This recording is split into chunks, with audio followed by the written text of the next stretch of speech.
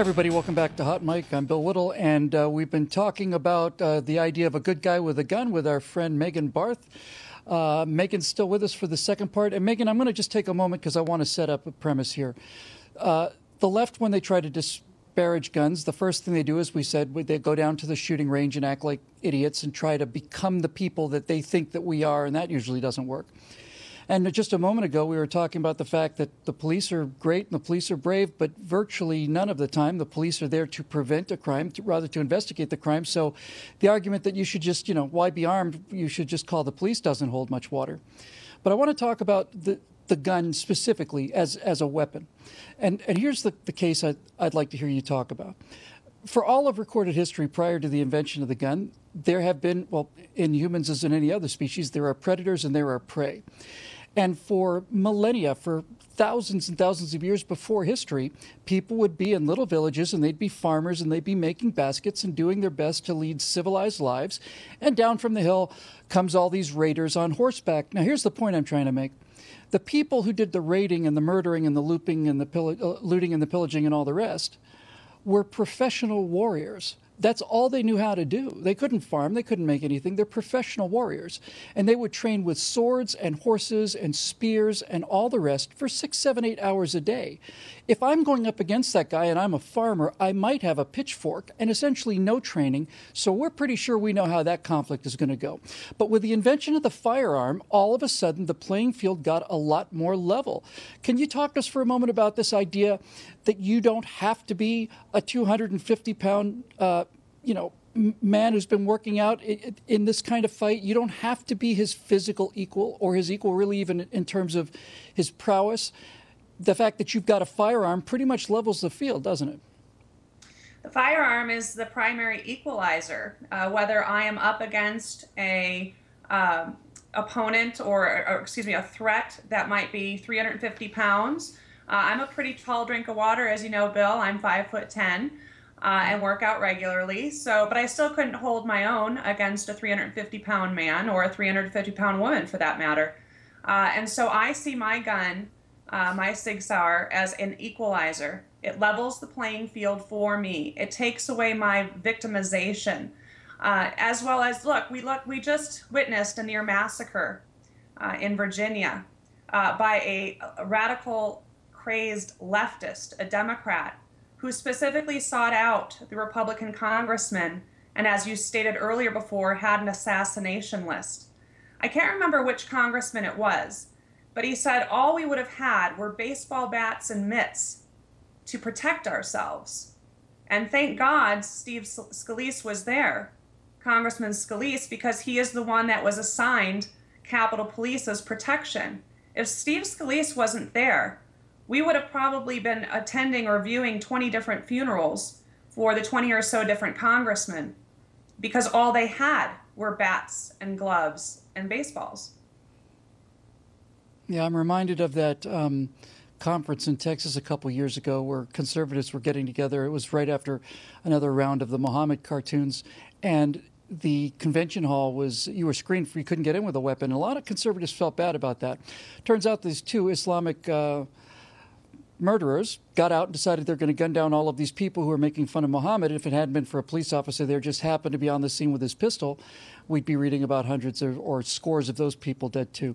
Megan, it's so impressive talking to you. You not only understand this stuff from a philosophical point of view, you take it seriously. You train and you are determined. It strikes me that you're determined that your life is more valuable than some Hollywood celebrity's opinion at a cocktail party.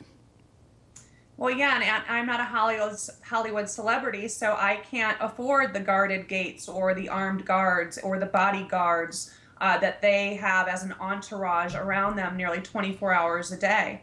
And so until I reach that status, and even after I reach that status, I'll keep my Sig in my purse. Yeah, having spoken with you and knowing you rather well, I'd actually pay you to be my security service because you know what you're doing and you're not somebody to mess around with. Megan, thank you so much for joining us today. It's a pleasure seeing you again, and it's especially good to talk to you about this issue that's getting so much attention. Best of luck to you, Bill, and great to see you as well. Thank you. I want to talk about another story here before we close, because, again, the question that Wayne asked in that speech is the operative question. When did guns become a bad word? When did this entire idea of self-defense, being responsible for yourself, when did this become something wrong, something that lunatics did? There was an article not too long ago. The first part appeared in Ms. Magazine. It was written by a woman named Heidi Human. She's a gun control advocate. And she wrote an article called My Month with a Gun. As I say, she wrote the first segment on Ms., and I think Ms. got enough blowback. They didn't run the rest of it. It ended up on Daily Beast, I think. But she's got a couple quotes in here and a couple things that I think are really important, because this goes to the heart of the issue for the progressives. This is what they think about gun ownership. I'm just going to take a couple of examples. Here's one of the quotes from her article. The guy who sold her the gun was named Tony. He said, Tony told me that a Glock doesn't have an external safety feature, so when I got home and opened the box and saw the magazine and the gun, I freaked. I was too scared to try and eject it, as thoughts flashed through my mind of me accidentally shooting the gun and a bullet hitting my son in the house, or rupturing the gas tank of my car, followed by an earth-shattering explosion. This was the first time my hands shook from the adrenaline surge, and the first time I questioned the wisdom of this 30-day experiment. Generally speaking, Heidi, weapons that are handled don't simply spontaneously fire, and the chance of hitting somebody is slim, and the chance of hitting somebody's gas tank and having it go up in a big fall of fire like it does on the movies is zero.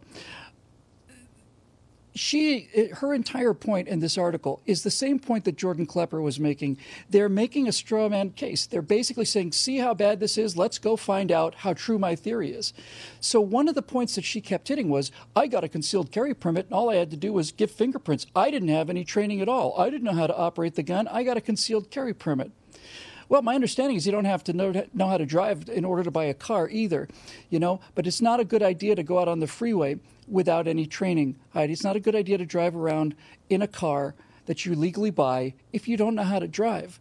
So this whole idea of, just anybody can go out and get a gun is false, because the people that go buy guns are the people that are interested in them, or at the very least understand the power of them to protect themselves, and it's not a subject for a column.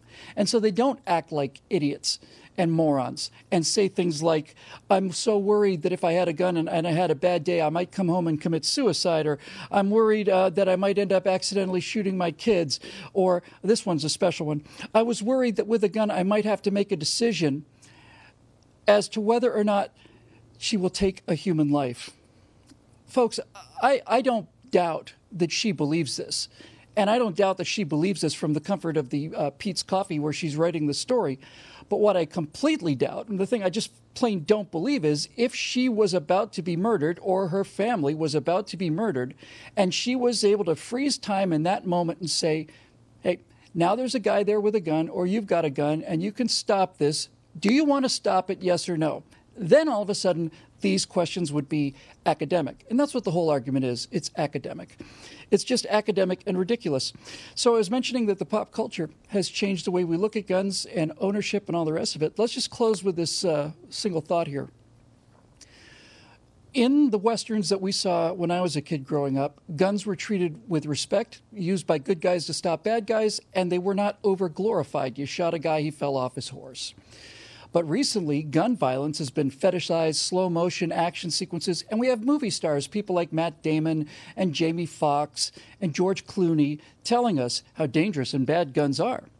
Well, we probably wouldn't have heard of Matt Damon or Jamie Foxx or George Clooney if they hadn't been holding a gun. All of these leading men have played action heroes with guns. I don't think Matt Damon gets to complain about gun control after he's been Jason Bourne for practically a decade and has made his entire living doing this. There's Matt Damon doing his thing now, shooting a guy who's on the ground coldly and methodically. Same thing's true for Jamie Foxx, George Clooney, and all the rest.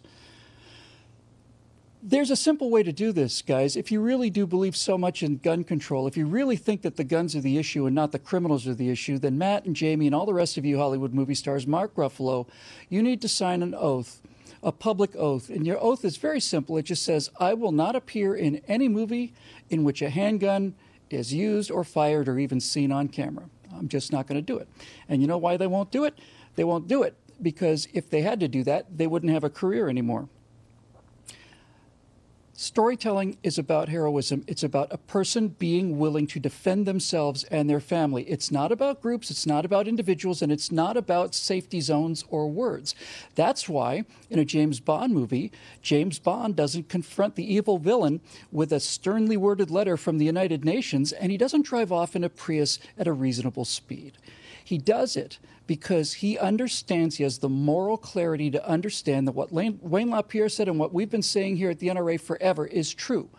There are bad people out there, and they used to have an unbelievable advantage over us in terms of their ability to outtrain us and outfight us and all the rest of it.